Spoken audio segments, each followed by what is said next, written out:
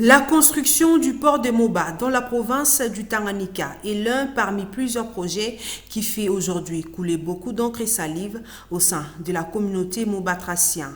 L'honorable Mwandoka Tempa Christine, voyant ces ports être détruits, avait initié plusieurs questions orales avec débat sur la problématique de ces ports. C'est mardi 23 août 2022, la Lune de Tanganyika a, dans le cadre de sa tournée, effectué une visite d'inspection dans ces ports. Question de s'enquérir de la situation. Accompagné du coordonnateur de la société civile de Moba et de l'administrateur du territoire, ils ont de prime abord visité les installations de l'entreprise Malt Forest, qui est le maître d'œuvre de ces projets, après avoir une réunion conjointe, l'administration du territoire, société civile et Malt Forest. Aussitôt arrivée sur terrain, la sénatrice a été accueillie par quelques agents de la voie maritime trouvés sur place et a reçu également les explications auprès de l'ingénieur de Malt Forest chargé du dit projet. Comme nous pouvons ici les constater sur ces images, les ports se trouvent dans un état très déplorable,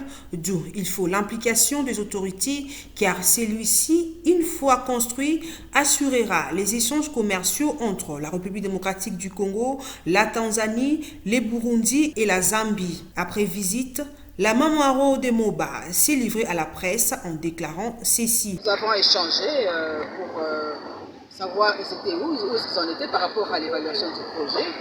Et c'est ainsi que vous remarquerez que nous sommes descendus sur le terrain pour voir quel est l'état d'avancement de Malta Forest.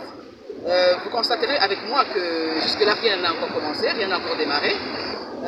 La saison de pluie approche, alors je ne sais pas à quel moment ils vont commencer ces travaux-là. Ils ont des termes techniques qu'ils utilisent. Bon, écoutez, je suis peut-être, je ne suis pas peut-être du domaine, mais moi je suis quand même inquiète parce que connaissant notre lac, c'est pendant la zone de pluie, je ne sais pas ce qui va se passer. Ministre, lorsque j'avais fait mon intervention au niveau du Sénat, j'avais dit au ministre, avec le document à l'appui, c'est le document que le ministre nous avait donné au niveau du Sénat. Et il avait promis, il y a des promesses qu'il avait écrites lui-même. Alors, quand je vais rentrer au niveau du Sénat, je vais voir le ministre encore pour lui dire qu'est-ce que moi j'ai constaté. Notre travail, c'est quoi?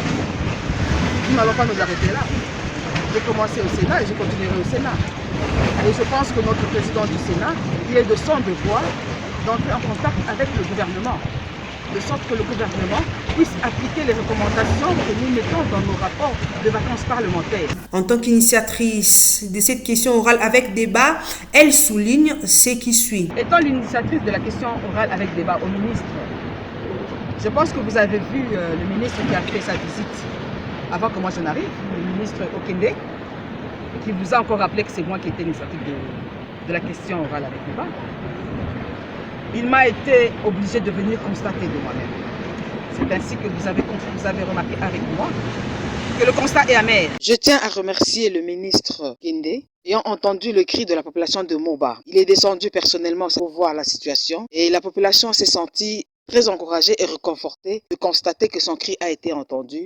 Ici est de rappeler que le 19 juillet dernier, une forte délégation conduite par le ministre des Transports et Voies de Communication, Chérubin Okende, de son homologue tanzanien et de l'ambassadeur de la Tanzanie accrédité en République démocratique du Congo, était descendue sur terrain pour la même problématique.